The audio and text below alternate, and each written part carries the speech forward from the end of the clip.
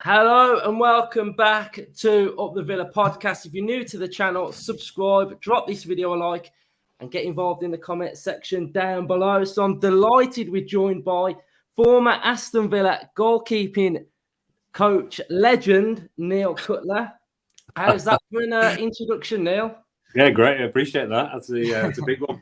Top man. Yes, that's a good title you got carrying around with you now. So no doubt we're going to touch on Martinez massively. But the one thing I really want to know and find out a bit about is what's the day-to-day role that you had at Villa as a goalkeeping coach? So what does it sort of entail? Because I think whenever I see Villa training ground pictures, you always see like all the lads kicking a ball about, but you never really see anything of Martinez. And, you know, what's it like?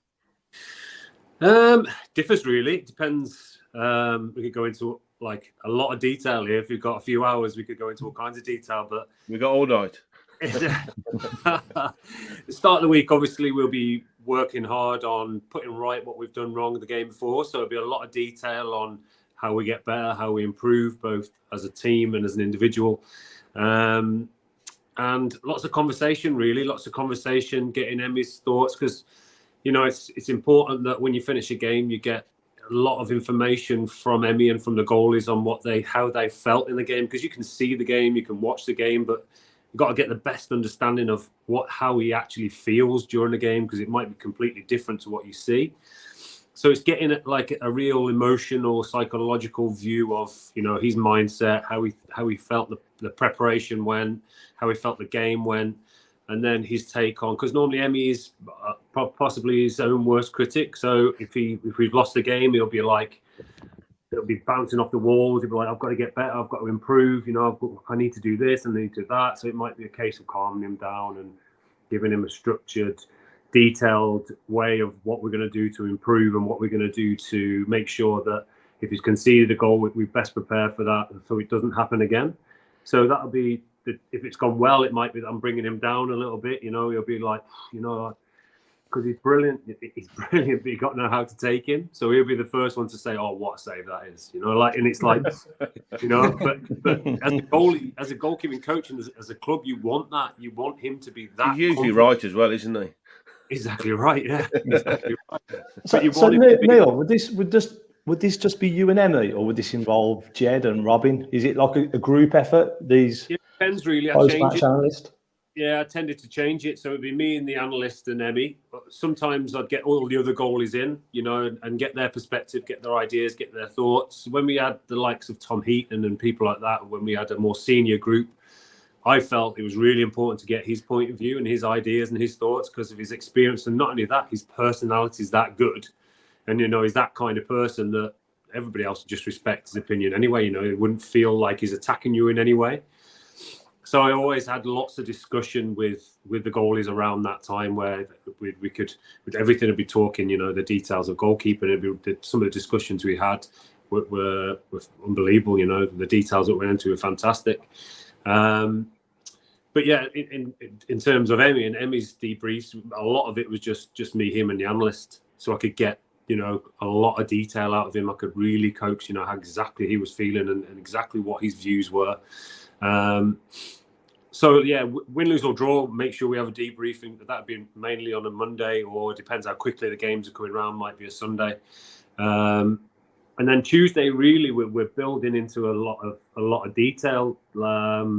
Tuesday being more. If we only had a game on a Saturday, so it's Saturday, it'd be more, you know, of a power, speed, power, agility. I'd get really high loading day into him where we'd maximise, you know, his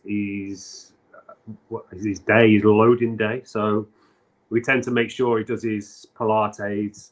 He's got Pilates teacher that comes into the club, and he goes away from the club and uses Claire, the Pilates teacher, you know, away from the club as well, because she's fantastic. She does it as a group and she'll do it individually. So that was a massive boost for us. You know, when I came in, I felt we needed that strength, you know, and that I wanted my goalies to be really powerful and I didn't want them to be stiff. I wanted to be athletic. So I think the yoga Pilates teacher was a big part of that. I wanted to be like subtle.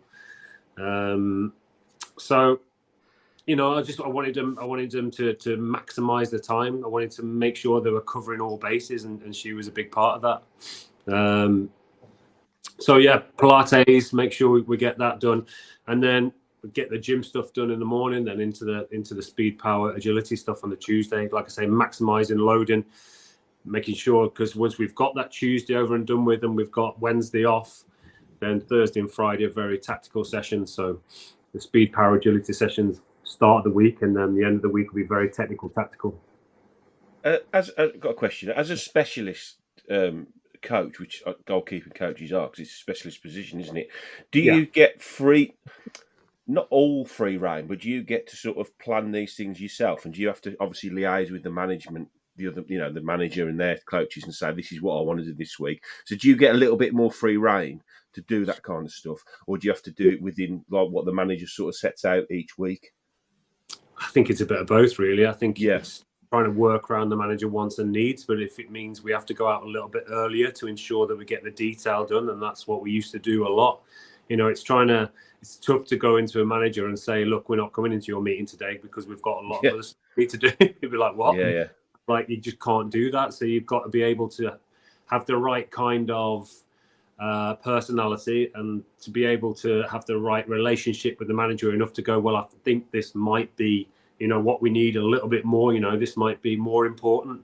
So it's feeding off each other kind of thing. Feeding off each other, and it's making sure, because you need to make sure going into game you've ticked every box. You're technically, tactically, psychologically, you're right for the game, and no stones unturned. You know exactly what the opposition are doing. You've covered all the bases from the previous game. You've put that right in his head. He knows exactly, that we've affected it, we've changed it, we've made it better. And this is what your Man Uniteds, your Evertons, your Leicesters are going to do in the next game. They're going to do this. They're going to attack this way. This is where they're most prolific. This is what the best goal scorer does. This is how he scores goals. And if he does that one-on-one, what we're going to do. So it's just making sure that we've covered all boxes and we've got no stone unturned in preparation for the next game. And like I say, because a lot of managers have, especially leading up to the game, they'll have quite detailed meetings. So it'll be, it could be, we'll have on a Thursday, did have a threats meeting, on the opposition, a goalkeeper specific threats meeting. So we'll go through everything that we feel is a threat from the opposition in a meeting room with all the goalkeepers. So that'll be covered, exactly what the opposition do. And that will be a debate as well. So that'll be a goalkeeper's debate. So it's like, this is how we want you to play out. This is how the gaffer expects us to play out from the back. That's how they're going to press us. And this is how we're going to expect to find a way out of that press. And then it'll be, like I just said, it'll be the opposition threats in terms of how they score goals, what's their best threats, what's their biggest threats. So we've got all that covered. We go over the team, each individual, what we think of them and how we feel they're going to be a threat to us. And then it's a conversation. It's a conversation between the group. I'll ask their views, their ideas, their thoughts, and then we'll have a discussion about that. Thursday, Friday, we're quite a lot of classroom-based stuff. Like going from my meeting to the gaffer's meeting, might be a set-piece meeting with Austin, and then onto the pitch. So then it's trying to get the right, levels in terms of how much we do on the pitch and how much we do classroom-based, which is more important. But as long as you've got a lot of that, your higher bulk of what you need to do at the start of the week, what the speed, the agility, the power, but with detail, you're not just flogging them, you're getting the detail right. As long as you've got that bulk done, then you can kind of ease down into ready for the game. But Emi's the kind of person that just wants to work. And because he's so late in the game, because he's only just like third season playing regularly, everything is new to him still. So it's like, I want to train, I want to work, I want to do this, I want to do that. It's like, calm him down, right? Can't do everything, you can't stay out there all day. No, I want to go out early, I need to do this. No, Emi, calm, we need to do this is more important. So it's just a matter of, it is new to him, and because he's loving it and he loves every second of playing the game, that he just wants to train, he just wants to play, he just wants to be out there, he just loves every second. So it's just a matter of guiding him in the right direction. So did these type of conversations carry on like after the working day? You know, would he call you up on the night or anything like that? Because he seems so driven, and you seem so passionate as well, Neil. Yeah, and I think that's just you have to gain relationships. So I know everything about him. Like I'll go around his house. I know his wife. I know his kids. I know his parents. I think it's so important to get the best out of a top flight goalie. You've got to know every last little thing about them, how they tick, how they sleep, what they do when they recover, what they do on their days off. Just to know the personality and how to make them tick and know how to bring them down and know how to lift them up. But not only that, I think to get the best out of the goalkeepers, they have to feel like they trust you, and they've got to feel like you're with them all the time, like you've got them, because the position is such a solitary position. It's so lonely, and it's so a sport within a sport. If they feel like you've got their back and you're with them on everything they do, on the progressions and the good, the bad, the ugly, the indifferent, you know, I'm there to help him no matter what. And that's something I didn't have as a goalkeeper. That's something I've learned growing like in my profession, that it maximizes the ability to progress and to learn when you've got that feeling like you're with them, you've got them. Do you know what I mean? It's like, you know, it doesn't matter. You make a mistake, doesn't matter. I've got you. We'll make it better. We'll make it work. I never had that. I was a decent goalie, but psychologically, I felt like I needed help a little bit to get over mistakes, to get over, you know, like I was technically really good, but never expressed myself because I was a little bit afraid to do that. Whereas you've got to create an environment where goalkeepers come into your space and just go, sod that, I'm just going to express myself and I'm just going to play. You know, I'm going to play like I've got no fear. You can take that fear away from them, then they just fly. You know, like go make mistakes. Nobody cares. You're different class. You know, go and show people what you can do. Take the fear away and watch them grow, and that's the best thing you can possibly create. Well, I mean, you have watched him grow because he came in for his debut at Sheffield United, sort of set the tone for the fans, didn't he? That penalty save, and that whole journey through getting, you know, Argentinian cap to then lifting a World Cup trophy, you know, the biggest thing you can win as a player. So how did that make you feel? And how do you look back on that time from watching him when you first had that first session with him to, you know, how you feel about him now?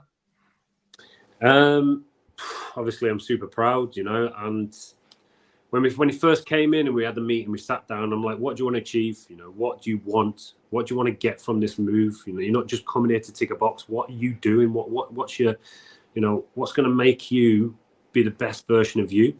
And we decided, we sat down and we put a list of everything he wanted to achieve in his locker. So when he opened the door, he had that in his locker every single day. He looked exactly what he needed to achieve. And in that first season, he smashed every single one of them, like every one of them. And that is testament to him. That's not me. I can point him in the right direction, but he's so driven and motivated to perform and achieve that he's like, open his locker, right, I'm doing that. And it's like, right, firstly, be a regular in the Aston Villa team, you know, go and smash it for Aston Villa, which means you'll get in the Argentinian team. You get in the Argentinian team and you play in the Copa America. Playing the Copa America, you win the Copa America, and then it's like on and on and on and on. So stats, you know, your passing stats, your cross-taking stats, your shot-stopping stats, smashed every single one of them. Your clean sheet stats, we obviously equaled the record in the first year. So tick, done, you know, like, and he's so motivated. If you give him things, if you give him tasks, he does it. You know, he's like, I'm doing it. Like, was become Messi's best friend on that target list, was it? yeah, it wasn't quite on there. No, we didn't think it was going to get to them levels, but he's definitely, you know, become very, very close with him. What they've achieved together over the last 3 or 4 years has been immense. How big a hand did you have in him coming to the club?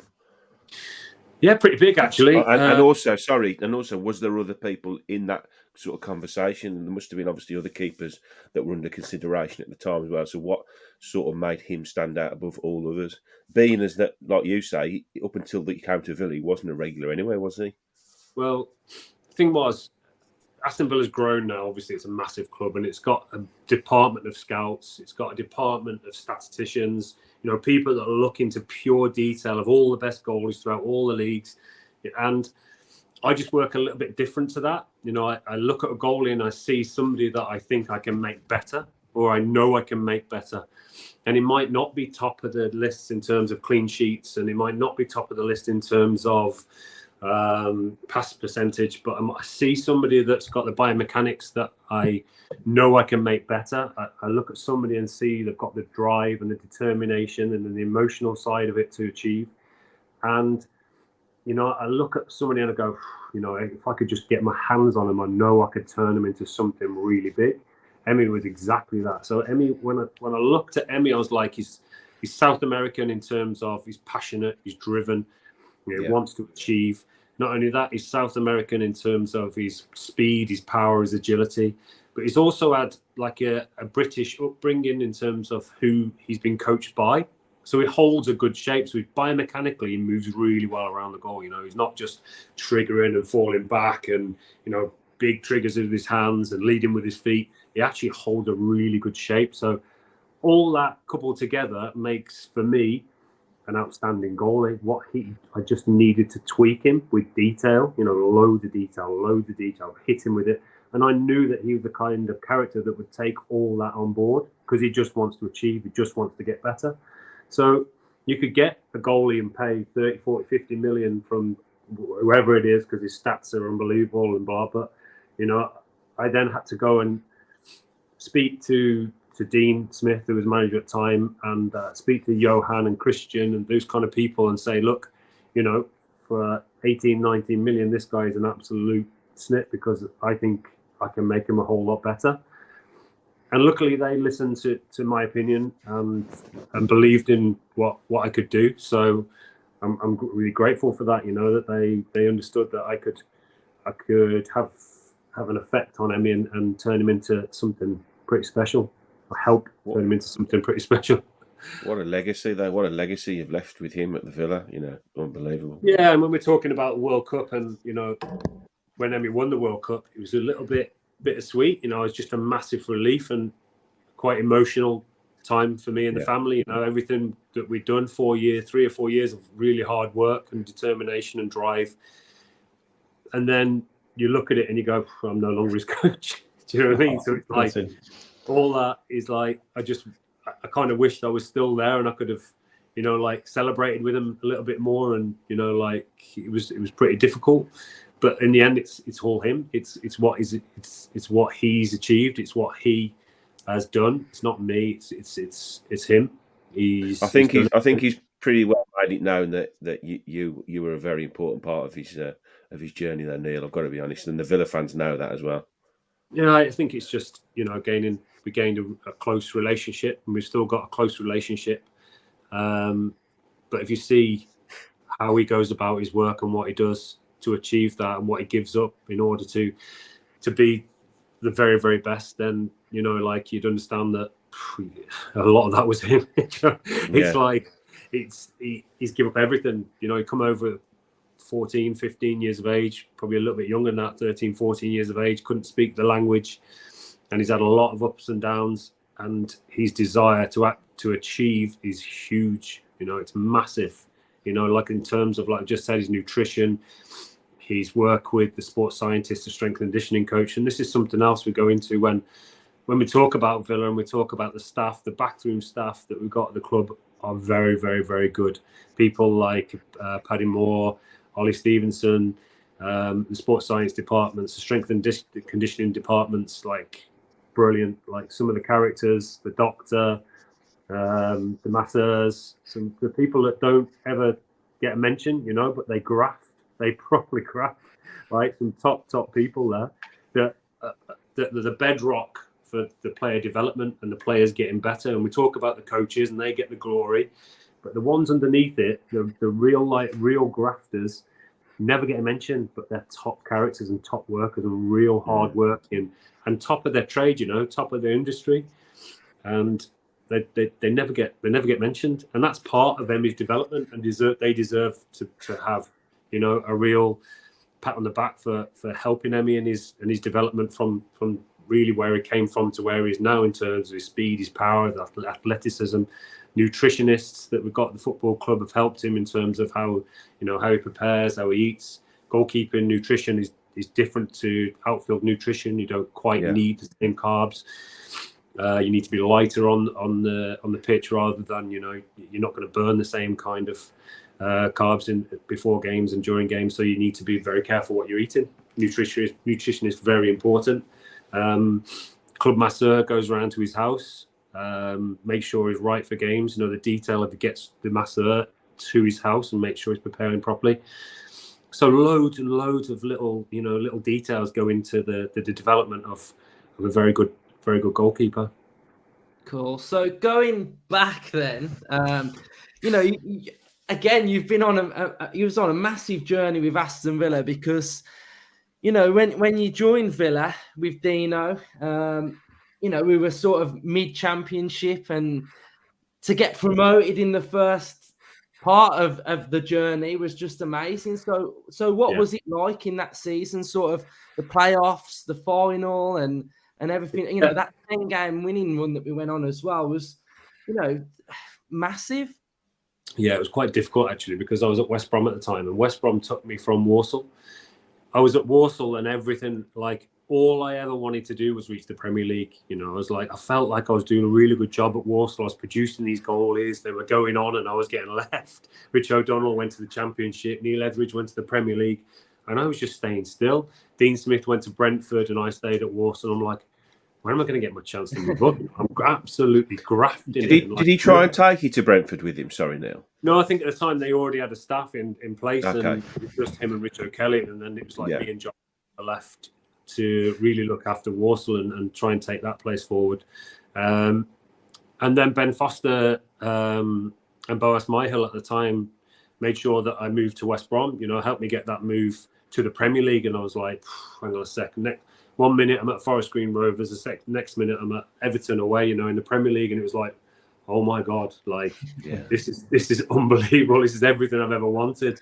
And it was it was amazing, an amazing step for me. And when Villa come knocking, I'm never turning that down. The size of the club and what they want to achieve and what they were hoping to achieve, the owners. And I spoke with Christian Purslow on the phone for a good couple of hours and had a really good chat with him. And he kind of got to understand how I work a little bit more and what I do and how I do it. And we had a really interesting conversation actually, and from that conversation and me speaking to Dean, I was never ever going to do anything but come across. And then luckily, more or less as soon as I moved, we went off to a bit of a flying start. We got some really good wins under our belt and got a bit of momentum.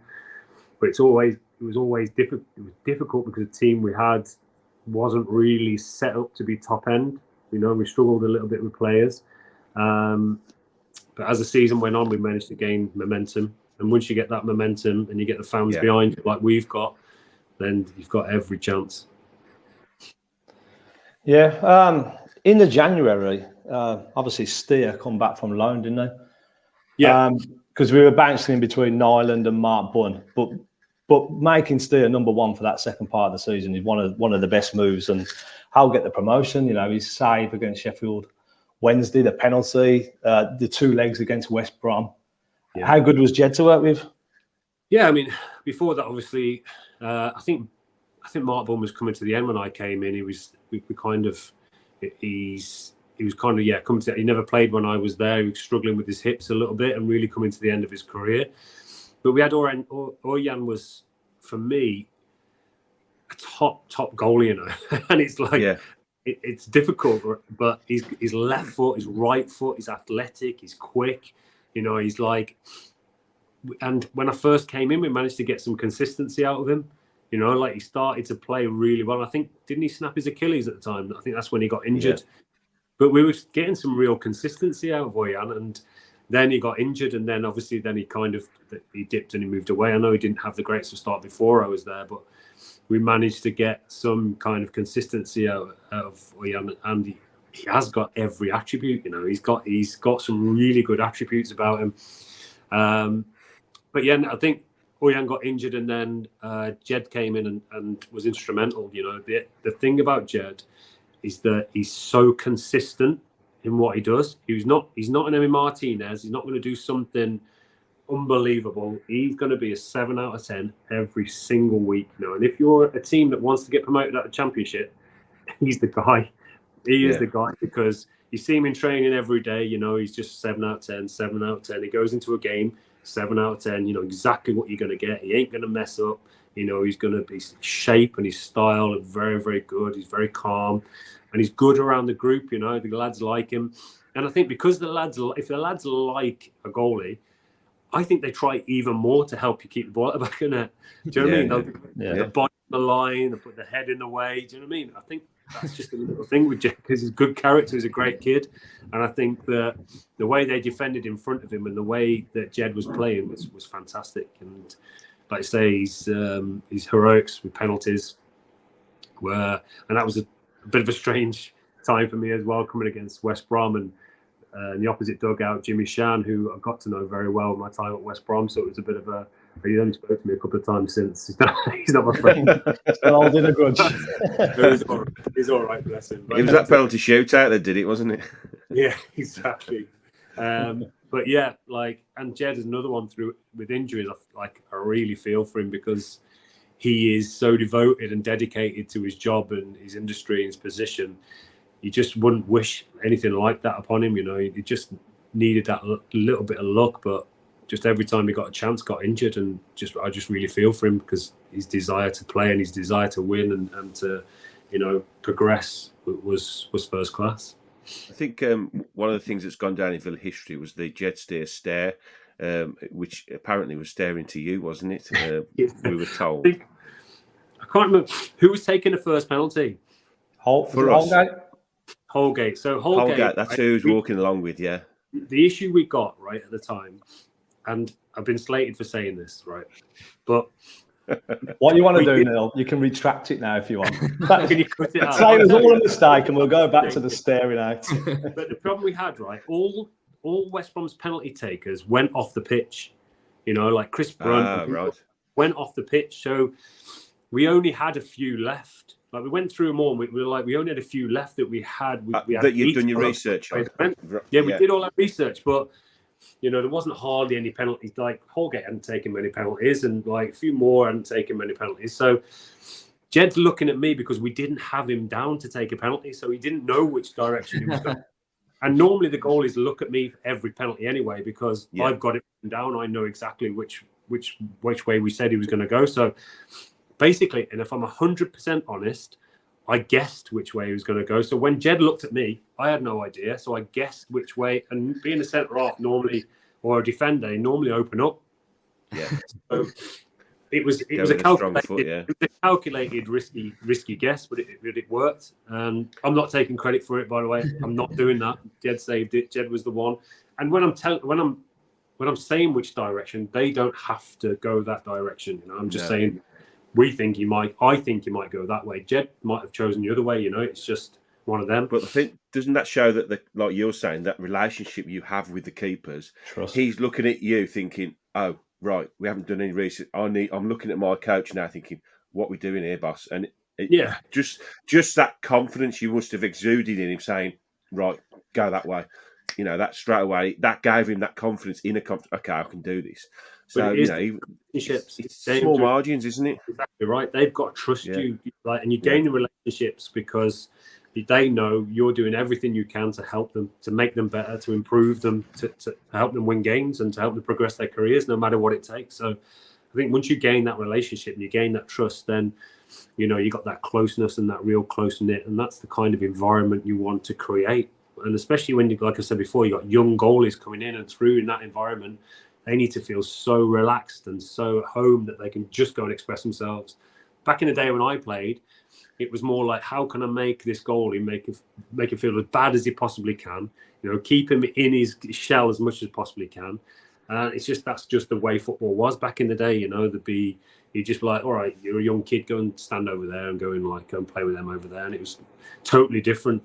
Whereas now it's like, you know, come into our environment, go and express yourself, and show us how good you are. You know, go and play with the first team. We've got like we have like 16, 17-year-olds, 15-year-olds coming to train with people like Philip Coutinho and these unbelievable athletes and players. And it's like, and you can see when they first come up, they're a little bit nervous, but once you fill them with that confidence and that, I don't care, go and make a mistake. Nobody cares, like as part of your development, go and show them what you can do. Go and be a leader. Go and play with them like you deserve to be there, not like you're coming from belief, isn't it? Yeah. Belief, and you fill them with that confidence and you watch them grow, and it's amazing to see. So we win that penalty shootout, Neil, and then 50,000 of us on screen, we all went to Wembley, descended on Wembley. Tell us about that coach riding. Because the footage from, was it you that filmed it on the coach? Yeah. Tell us about that, because that looked absolutely superb.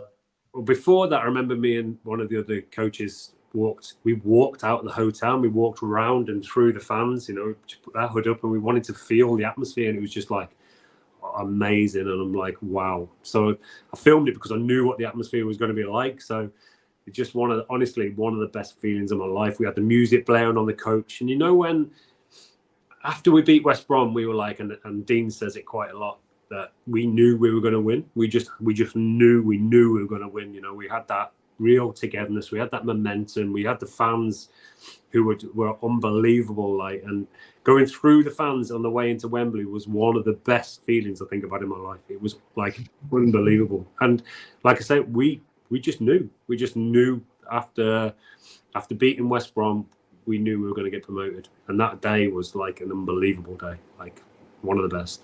Good celebrations after? Yeah, I think it is a good 4 or 5. It's online, isn't it? We had a band on and free bar, so we smashed it, to be fair. We did it properly. Like I said before, my dream is to be in the Premier League, is to coach in the Premier League, and to get there with Aston Villa was an unbelievable feeling. What was it like in the Premier League then? Coming up against strikers like Kane, Salah, like how do you even prepare to come up against players like that? I think it's knowing its building blocks when you come into the Premier League. You're not just going to go in there and smash it and win every game. It's a matter of expectation. It's a matter of, it is detail. It's making sure that you're doing everything to the highest detail, because if you don't, they're gonna catch you out. If you leave a stone, if you haven't planned for something, you're gonna kick yourself, because it's gonna catch you out. It's that league, like you've only got to slip a little bit, and it's ruthless and it's relentless, and you've got to make sure that everything is detailed. You're doing everything right.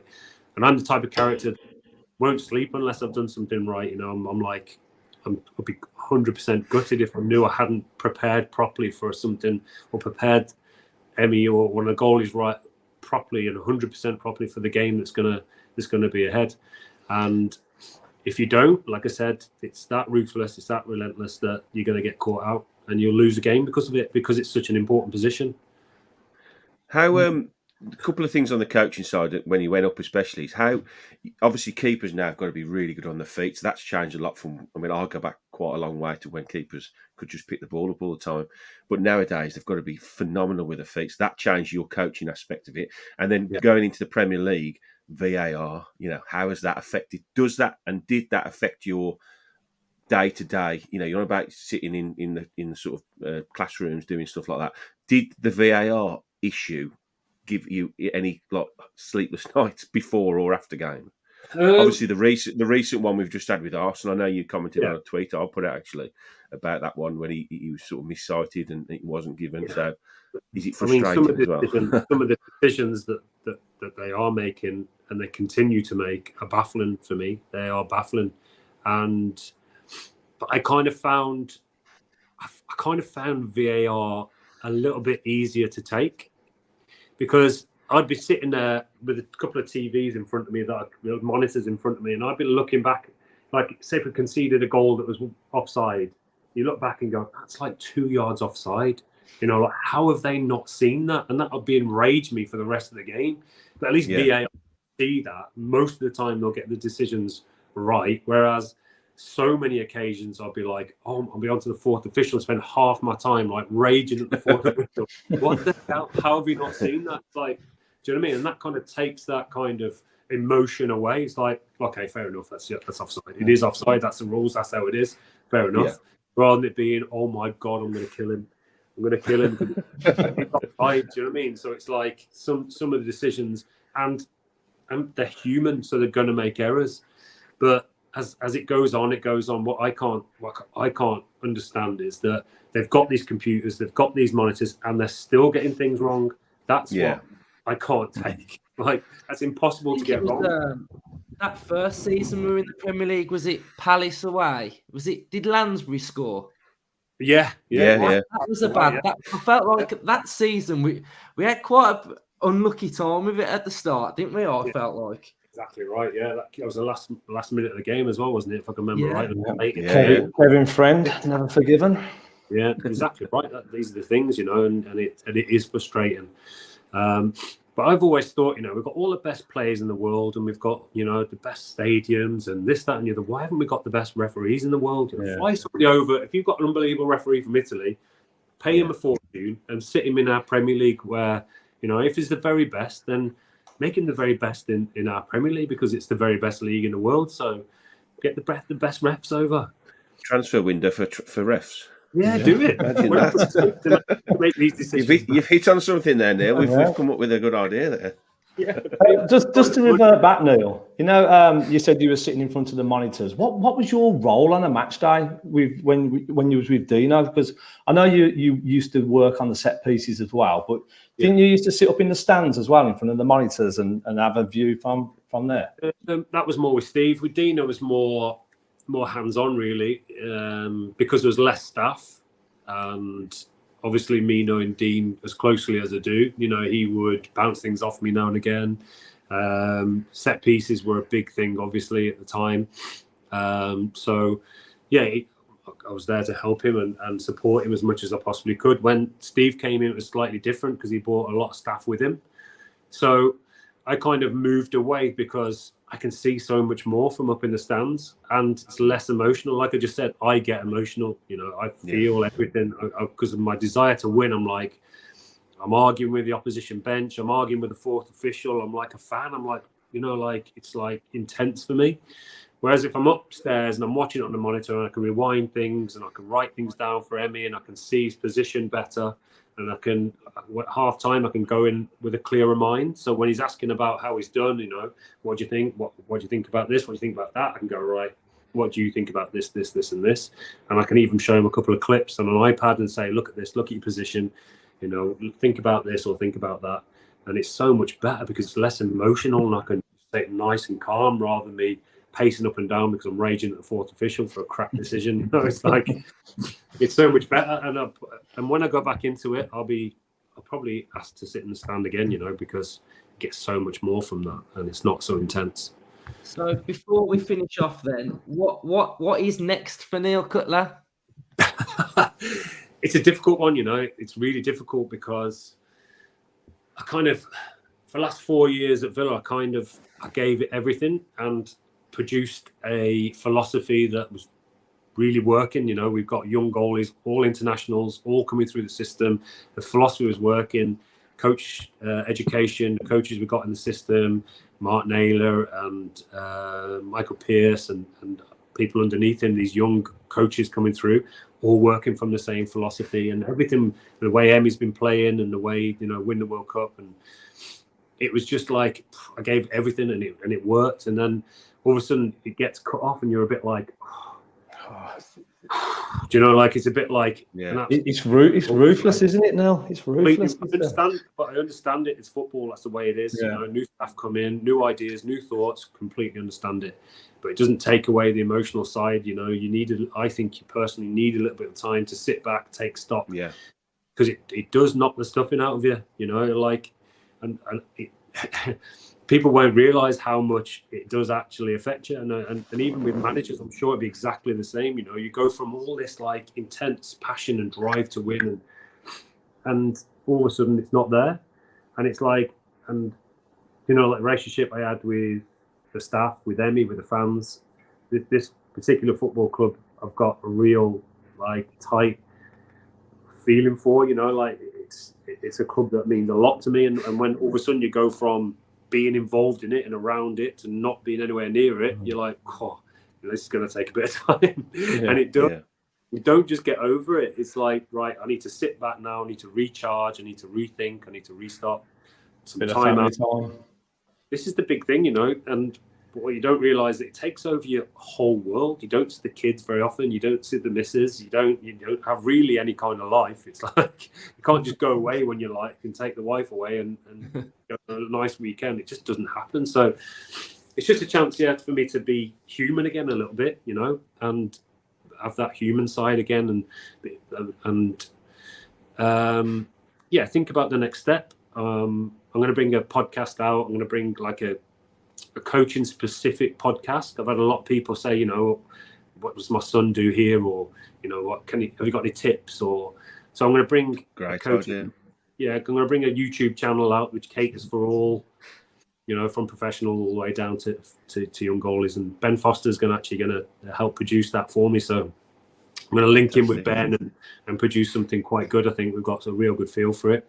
And then kind of interlink that with a bit of a podcast. So, get the likes of Emi on and Ben on and people that have been in the game to discuss the details of coaching. And I think it would interest me, and it's something I'm looking forward to, without taking away my time to get ready for the next whatever that may be, whatever club that may be. Have you had any offers to go back in?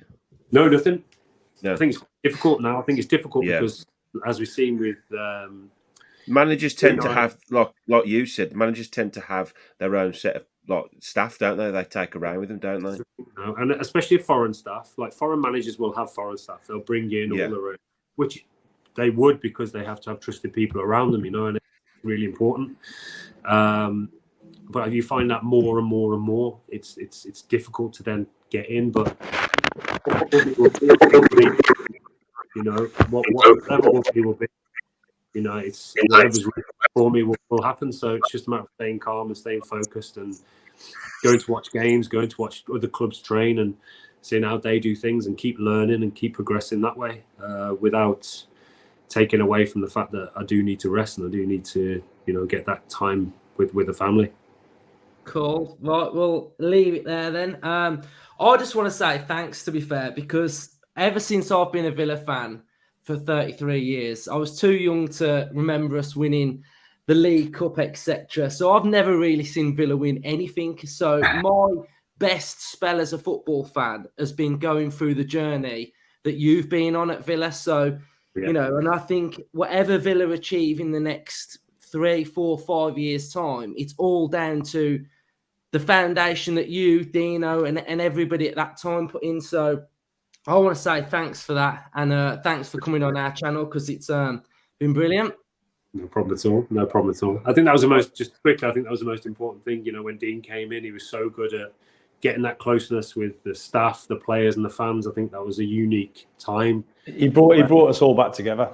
We could feel, everybody could feel the closeness, it was an absolute family, and he's so good at doing that. He's so good at galvanizing and bringing people close together. And I think it was a major part in why we got promoted. So it was huge. Fans, that close with the fan, the way the fans were with him and the group of players was huge.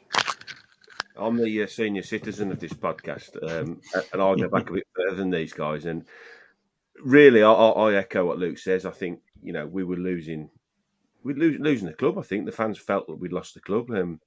It was very dark days, before Dino and you lot came in, and what you did for us to re-engage the fan base and to give us our to re-engage the passion and the love we had for the club was something I'll never forget. I'll go back quite a long way now, and I just, like Luke said, thank you really for your bit in it. And you are held in very high esteem by the fan base. I've got lots of people that think a lot of you. One of my best friends in football, Lisa, she absolutely loves you. So I have to mention her now. Kill me if I didn't. But yeah, no, I really appreciate it. Amazing, like going back to watch games, sitting there and watching it as a fan and not a staff member. You're mobbed at your away games, aren't you, when you go? Yeah, I love it. I've never had a chance to do it. I've never watched it as a fan, so first chance to go, take the kids along to games and see what it's like from a fan's perspective rather than, you know, being part of the staff and not seeing it and be probably a bit, you know, I don't know, being a little bit away from it. And that it's like seeing it now, being part of it is amazing for me. I've just got one more thing, and I'm going to shut up. Is Emi going to win Goalkeeper of the Year award tonight? I'm hoping so. He's just texted me a little bit away now. I'm certain I told him to text me as soon as he finds out. But I hope he does. Has he had any inkling? I don't think he has. No, I don't think he has. No. I think it's between him and Courtois, isn't it? And I think you win the World Cup, you've got a hell of a chance of winning that. Haven't you? I think so. Yeah, especially the way he did it as well. Exactly right. So I'm praying he does. He deserves it. Definitely. Cool. So thanks everyone for watching. Subscribe if you're new. Drop a like, and up the Villa. Up the Villa. Cheers, guys.